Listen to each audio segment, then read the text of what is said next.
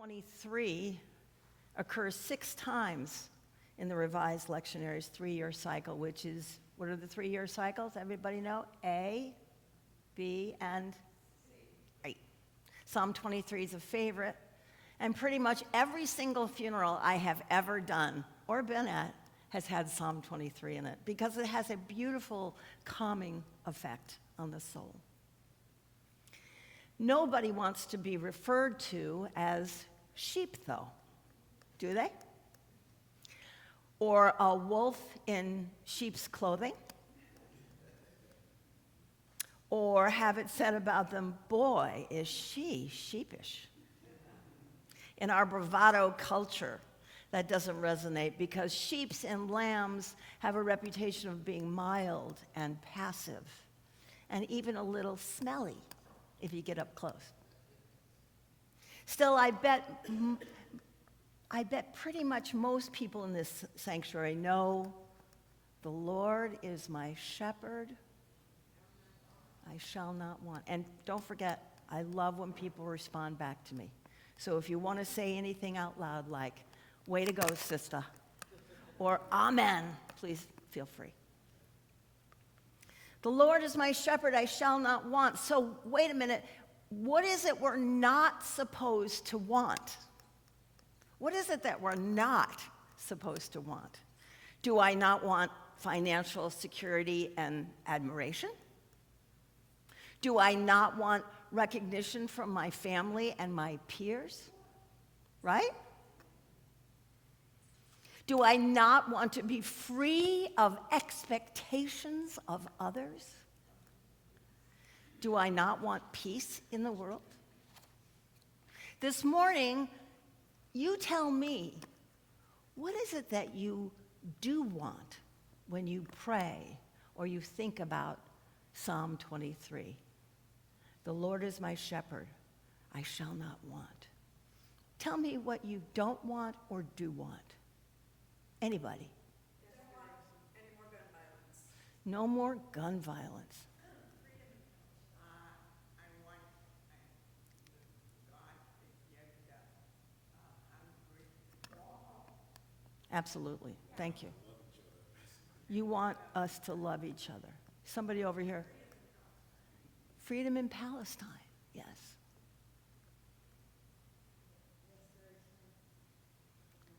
Say that again.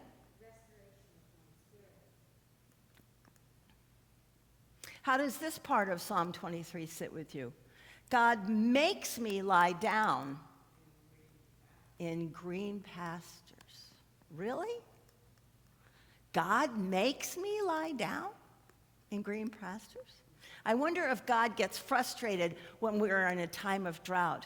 When I came here from Connecticut, it was the time that you guys were really hammered with the drought. And let me tell you something, it was a wake-up call about climate change for me. It was scary. I remember that time when there was the drought and the fires and the smoke. Oh, man, I was living on the East Coast, and I would talk to my daughter and my son-in-law, and I'd be like, come home. Scary time. But you got through it. Maybe the lesson is that sometimes we just have to be patient to wait for greener times and more rain. So even though God is powerful, some people say all powerful, we still have to wait for seasons of grace to come along. And frankly, I don't like this concept of God making me do anything, because I like that free will concept of John Calvin, who said, man has choice, and that it is self-determined. And I'm sure he meant man and women. After all, as a progressive theology church, our concept of God is kind and gentle and maybe just a little bit hands-off. Can I get an amen? Amen. And I like it that way most of the time, right? I like it that way. But there have been times when the you-know-what hits the fan, and it seems I had to pedal really hard to keep up with the painful, rigorous lessons I was learning. But apparently that is part of the privilege of being alive. Can I get an amen? the tough times.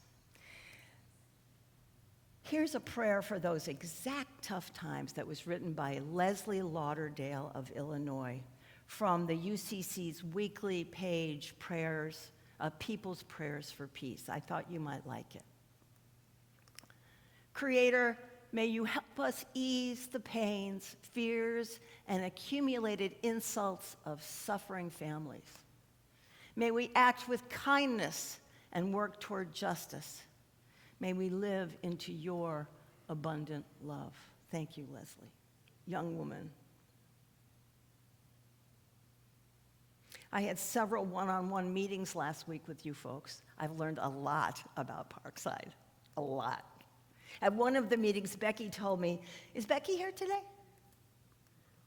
No, okay, Becky told me that Parkside is already a Just Peace Church. Did you know that? Which is very cool. And that designation should go on all of your publications and cards. It's a very important designation, especially during this age of ever-present conflict. And happily, you're on your way to becoming an A2A church or accessible to all. So here's my question for you this morning. Are you really accessible to all? In general, church communities complain about people not coming to church enough or often enough. And to that I say, what's the incentive? Is every single person included? Is there accessibility for those who have a hard time hearing? Is there accessibility for those who have a hard time seeing? Can everybody get in the door? Can everybody be welcomed, no matter what? Then I say, are we interesting enough to make people look up from their phones and their laptops? Right? Are we interesting enough to do that?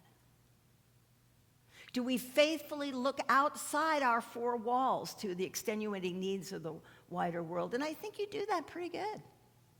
Is the church completely welcoming of even those folks that hang out on the corner?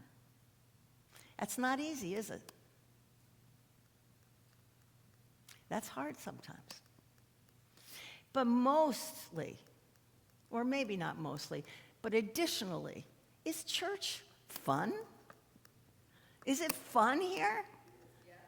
Is it? Good, that's important. It can't all be serious social justice work, right? It's got to be fun. We've got to enjoy each other's company. Nadia Bolz-Weber put it this way. You guys know Nadia Bolz-Weber? Crazy, wonderful Lutheran minister. People don't leave Christianity because they stop believing in the teachings of Jesus. People leave because they believe in the teachings of Jesus so much they can't stomach being part of an institution that claims to be about that and clearly isn't. Amen. Kaboom!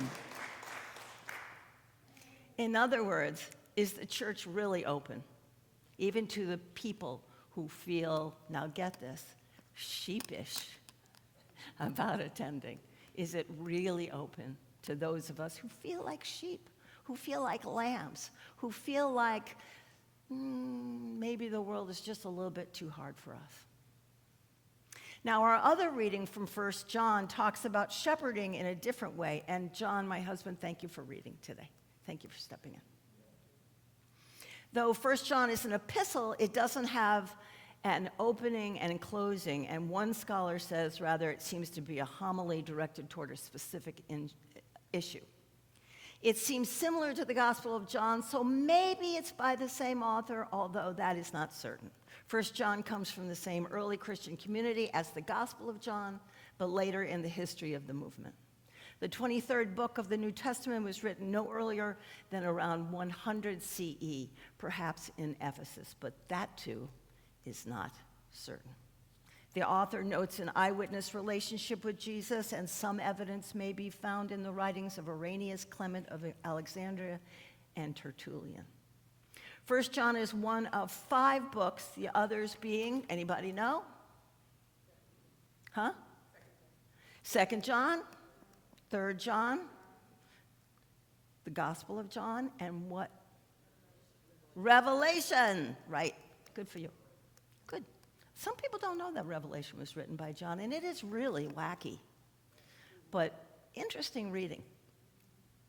Since John traditionally ministered among churches in Asia Minor, in his later years, this letter was most likely written to one or more of those congregations who were dealing with problems related to what they felt were false teachers and anti-Christers. Do you know there are churches and church leaders out there that consider the UCC anti-Christers? Isn't that amazing? John warns them against that and develops themes of fellowship, Christ-like love, forgiveness of sins, and assurance of salvation. It focuses on specific needs related to the congregation on fellowship, standing against false teachings and standing firm in the faith. This fellowship he was in is both with one another and with God. It urges Christian followers to stay with what they have heard from the beginning, that is, believing in the identity. Now listen to this. It urges Christian followers to stay with what they have heard from the beginning, that is, believing in the identity of the physical human Jesus with the divine Son of God, and that his death saved us. Now that's not something we throw around here very often, right? That is really not something we embrace, at least most of us. I'm sure there are several people in the congregation who do, but for the most part, we don't.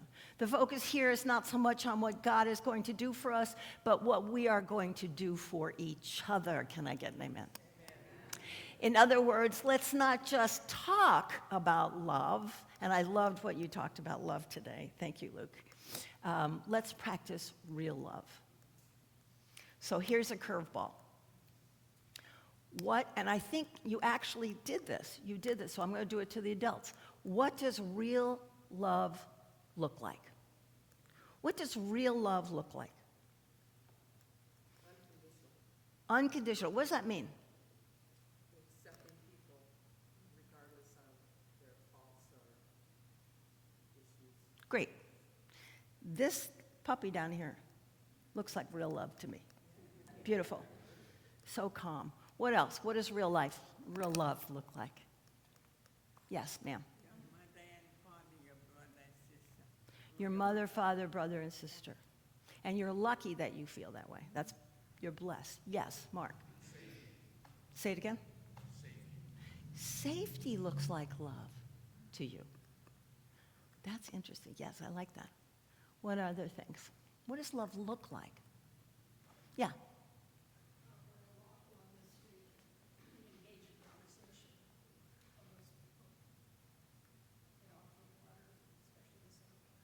Yeah.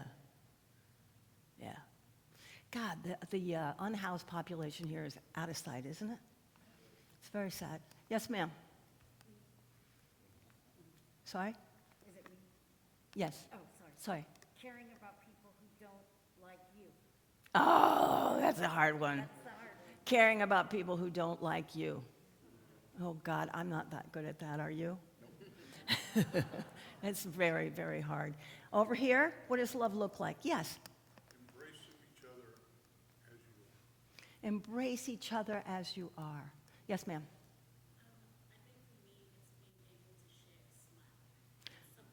Yeah. And you have a beautiful smile. You do. Yeah.